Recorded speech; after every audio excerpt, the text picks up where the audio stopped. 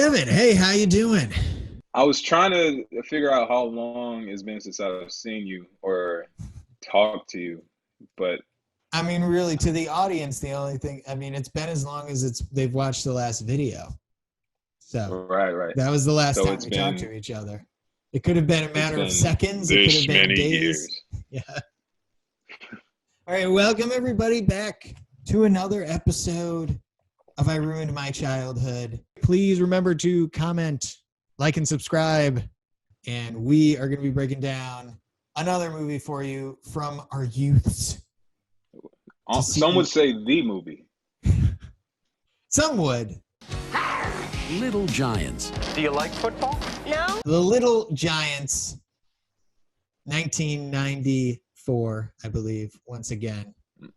This is the movie that might be my top five most watched movies as a kid. I remembered almost everything from this movie. Like watching this movie, I remember the peanut butter in the helmet. I remember the Alka-Seltzer intimidation technique. I remember the annexation of Puerto Rico. I remember the song cues. I remember the throwing of the toilet paper. I remember a lot, man, and it all came rushing back to me. Like the sights and the smells. I remember the smells of my own lunchbox and watching this movie, man. It was beautiful. It was a crazy moment. Each moment, each time something happened, it was like I had like I was stuck back in the time. It was crazy. I remembered about exactly two things from this movie. You know, I remembered like Rick Moranis is in it and they win the game at the end. I remembered Do You Pee Standing Up, which one of the bad kids that ends up on the team asks Icebox because she's so masculine, do you pee standing up? And I remember this from the trailer even, when Rick Moranis looks the kid who puts a cup on his face like he's Darth Vader and says, I don't think that goes there. Let me ask you, Devin, is it a good thing or a bad thing when the best performance in your film comes from NFL coaching legend John Madden? On the field. How did he get in there? Well, he wanted to get down there. He couldn't get a seat. It's a great thing, man. Especially when it comes at the beginning of the third act, man. You gotta leave people. You gotta draw people in. You know what I'm saying? You don't want the movie to start with John Madden and then trail off from there. If it wasn't for if it wasn't for the use of the trademarked Cowboys and Giants apparel in this movie, until that moment, I wouldn't have been sure that this movie was done with the cooperation of the NFL. Once they showed up, he showed up with, I think, Lawrence Taylor, Emmitt Smith. I can't remember. Emmitt Smith. And a couple of other football players. I had no idea who they were. And they put them through the training montage that we've seen in every other sports movie ever, which is a recurring theme in this film. Pretty much everything you've seen in this movie before. Shout out to being a full tour bus of only 4 people. I mean, they're big boys. They need their space, man. Yeah, true. You want to be the one to sit next to John Madden in a crowded bus? I don't think so. He needs a whole nother space for his Thanksgiving turkey. He's still alive. Goddamn mind. This movie was ridiculous. It was very generic. I mean, all right. Okay, hold on. We don't listen. I know you don't like this movie, but don't mess with the format, man. You know damn well we start off talking about it's ridiculous. We start reviewing it. Fair enough. 2 brothers in the 60s going to a football game. It's young Rick Moranis and young Ed O'Neill, Kevin and whatever. It's the O'Shea brothers. It's the young O'Shea brothers. He's, the town jock. He's, probably like 9 years old. He's the football star. And his little brother, young Rick Moranis, wants to be just like his brother, super happy. But, he gets picked last by his own brother. Man, I must be pretty bad if my own brother won't even pick me. And that same animosity between the two carries over 30 years later. Young Ed O'Neill becomes Ed O'Neill, and he's the star of the town still. He's got his name all over everything. He owns a car dealership. He's a Heisman Trophy winner. That's it. he doesn't go to the NFL inexplicably. Well, Inexplicably. we don't know. It is just simply not addressed what happened to Ed O'Neill's football career. He was a great young Pee-wee player, great high school player, Heisman Trophy winner, and then a car salesman. What happened in between those things? It's a mystery. Does the NFL exist in this world? John Madden's there, so I guess so. Listen, something happened in between college and in between whatever. Yeah, Ed O'Neill now. Seeing Ed O'Neill's character, I wrote down, this is Coach white male privilege. He walks around. He doesn't exactly say these things out of malice, but he's so oblivious to how sexist and how he just looks at the world as though everybody owes him something and he deserves everything that's great just because the virtue of him being a man who is good at sports ball. I've been a little pig-headed, chauvinistic. All right. Like, yeah, everyone goes along with it too. The whole town except Rick Moranis, who I thought, you picture Rick Moranis in a sports movie, you think he's going to be the nerdy guy. You know what I'm saying? He's going to get his ass beat the whole movie or something like that. He's bumbling. He's actually the most level-headed person in this whole movie. Everyone else is kind of bumbling around. He is a smooth operator this whole movie. He gets the girl at the end. He wins the game. I mean, Rick Moranis, pretty normal guy in this, except for maybe his pep talks that start out with, when your mom left us, it was really a good thing. Because it gave us an opportunity to become closer together. Hey, sorry you didn't, Icebox. Sorry you didn't get picked for the team by your own uncle. But, it's like your mom said when she left us so long ago. I got to look out for myself. By the way, the character of Spike clearly later ripped off as the character of Spike in Toy Story. Like, probably. So another thing I really remembered is, I don't know if they gave this character a name, but the kid whose dad didn't love him. That's, I think, what he's billed as. This kid's entire character arc is just that he does not have his dad's love. His dad, every time you see this kid, his dad is on his way to work. He's like, all right, Junior, I'll see you later. I'll be back in a couple of days. You don't see his mom. You don't even know if he has a mom. You know what I'm saying? He leaves the celebration by himself. He might have drove himself. And he just keeps mentioning his dad. His dad. That's how he calls his dad. D-Y-A-D. Dad. Try it. Dad. My dad. Okay, so we like went all over the place there. Back to the beginning of this movie. Rick Moranis, young Rick Moranis, young Ed O'Neill. They're playing football. Ed O'Neill's the big star. He doesn't pick Rick Moranis, even though he's his younger brother, because he's got to win. But he says to his brother, as his brother's like not allowed to participate in this game, he's like, one day, he points up to a water tower. He's like, one day that water tower is going to have our names on it. And then he kicks a football in the air. And he kicks it so high, it doesn't land for 30 years. And we are suddenly in the 1990s. They are grown adults. And there's only one name on that water tower. And it is the name of Ed O'Neill's character. Surprise, surprise. Famed car salesman and Heisman Trophy winner. Nothing else. No mention in the NFL. And then we have the Pee-wee football tryouts. He is Ed O'Neill's coaching this team along with rejected 80s sidekick villain. I don't know his name, but that's pretty much who Buzz, the assistant coach. He's just like basically the whole movie, like over Ed O'Neill's shoulder going, yeah, you take it, man. Ed O'Neill doesn't select his own niece, Becky Icebox O'Shea, for the team, even though she's the best player, kicking off the central conflict of this movie, which is that everybody deserves to be on this Pee-wee football team.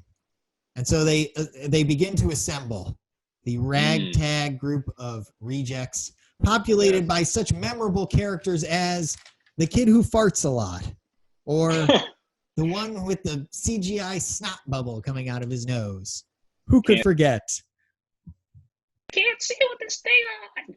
It's just one thing about this movie that I don't think you can deny is when it comes to the child actors, this truly is the anti-Mighty Ducks, in that none of them ever worked again outside of Devin Sawa, who had a great turn in the movie Fanatic. How would I sign your face with my fist? Hey, bro. Hey, man. Listen. All right, so maybe the Mighty Ducks, they might have had Pacey. They might have had Jussie Smollett. I wonder how he's doing. They might have had who else was in the Mighty Ducks? Kev? They had the guy from Pete and Pete. Dan Tamborelli. The guy who was the Daredevil lawyer. They had, all right. Well, fine. Okay, fine. You got me there. These kids became working actors. So these kids might have been worse actors. I'm not disagreeing. I'm not saying they're worse. You're saying they're worse. But I'm saying they're worse actors. You're saying they are the anti-Mighty Ducks. I'm saying whatever the hell that means. Because the Mighty Ducks, you said yourself in the Mighty Ducks, it was the who's who of just all of these famous childhood actors, and these were but you wouldn't recognize a single name, a single face out of this.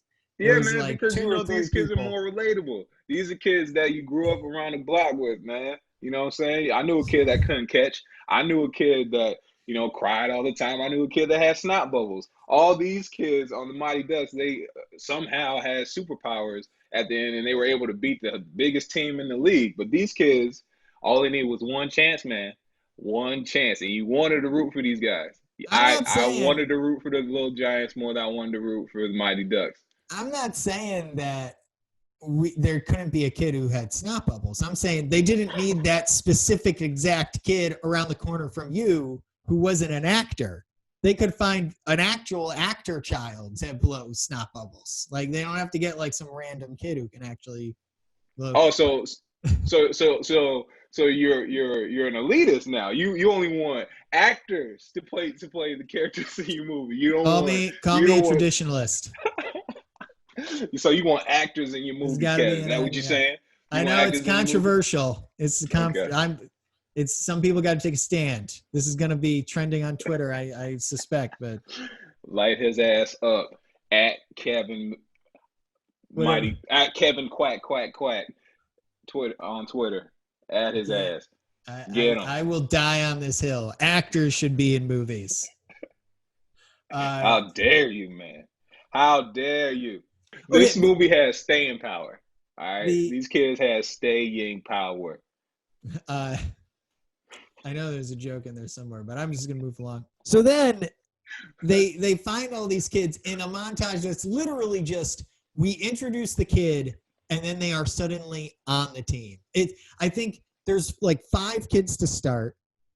Icebox is let's all be on this team together. Which, by the way, why does a child who assumedly was born, I'm going to say in 1986, 88 range, why does she have a nickname of Icebox, the name of something that probably fell out of general use in the 60s? I don't know. Where did that come from? How does she know what an icebox is?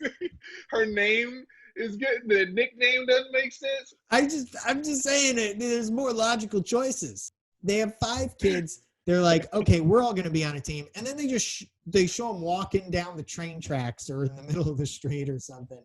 And they show a kid where it's oh, Daddy, do you want to play? And it's sorry, son, I'm going off on a business trip. See you at the end of the movie. And he's just walking with them. There's no hey, do you want to be on the team moment? Oh, all right. So maybe they should have. Maybe in the special features, there's a deleted scene of him crying in the bathtub before he goes on the train tracks. Let's just, let's see. Saying a little bit of logical, ABC sequential, timeline here. We're skipping a step in the story. A24, if you listen and remake the Little Giants, man, we're gonna settle these gaps. We're going to fill them out.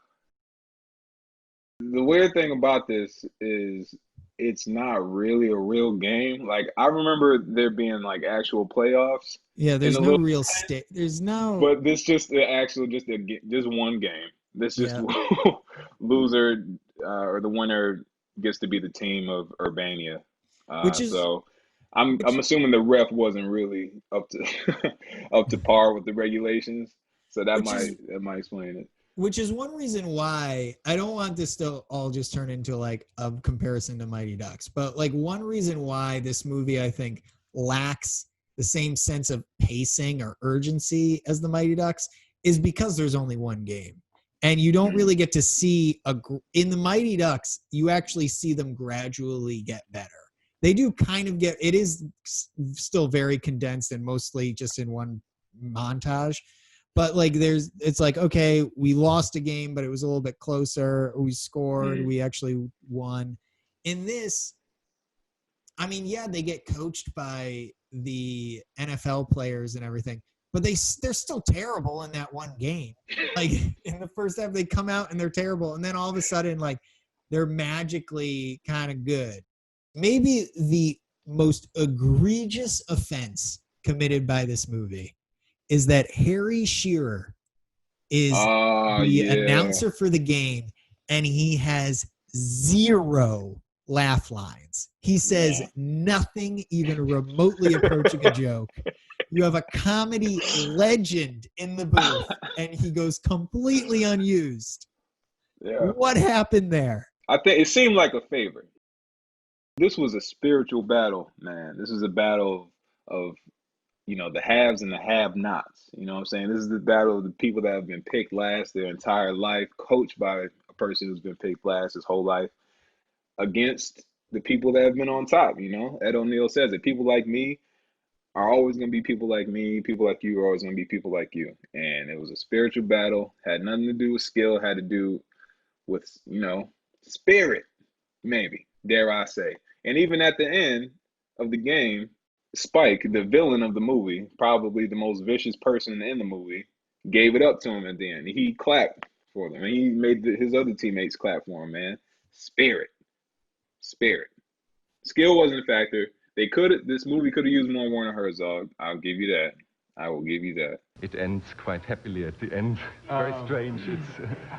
Devin, Yeah. did rewatching this movie ruin your childhood? Absolutely not. It did not ruin my childhood one bit. It still holds up in a lot of ways. I'm gonna show this to my kids one day. It's good. It really gets you into the spirit of the game, the spirit of everyone has a chance. Shit on Very that, true. Kev. Very true. It was amazing. I did think at the beginning of this movie, I was like, man, Ed O'Neill's really, he's not putting like these like he doesn't have enough like uniforms for 4 more kids. Like, come on, it's not like you projected like 8 kids. Like you're gonna let 4 kids on your team, and like So, and if he really only cared about winning, he would have had. He's like I care about winning, but a woman's place is in the kitchen. Like he would have absolutely had Icebox on the team if all he cared about was winning. Like he almost tackled his wife out the window. We didn't mention that. I forgot about that scene. Thank God she got. It's like she got out of the way of that hit, and she needed to get out of the way of that relationship. Yeah. On it. Yeah, this ruined my childhood. I didn't want it to. I wanted to like it. I like Rick Moranis. I think he's a great comedic actor, SCTV, all the way on down the line. But it's a wonder that it took 4 people to write this screenplay. There's not one original idea in the entire thing, and yet it took 4 people to write this screenplay. Listen, I'll fight you to the ends of the earth on this movie, man. This has been the most heated podcast we've had so far. It's good. What I want to see is that first draft written before the other 3 writers got a hold of it. Like, what was like the core? I want to see the Werner Herzog version. No word. Little Giants. It just follows that kid's dad at work all day. He's just not able to see his son ever. Banded together. The rejects, the losers. They used their hate and their sorrow to build their strength. After practicing for months, weeks actually, with little to no helmet equipment, all of these boys suffered from CTE, which is why they hallucinated John Madden and a bunch of other NFL superstars coming to their gas station in Urbana, Ohio. It's the only logical explanation. Man, we needed to get that impression in there. Yeah, that's our one. Yeah, that brought us back together, Kev. All right. Till next time, everybody. Wear a helmet if you're going to play football, and we'll see you for the next video. Click on it right now. Where is it? Is it on the screen? Click on it. Thank you. Say Peace goodbye, out. Devin. Peace. The left goes to the right goes to the left. This guy crosses here, he crosses here. They have no idea where we are, who we are, where we're coming from, or who we're throwing to. Very interesting. You in my child.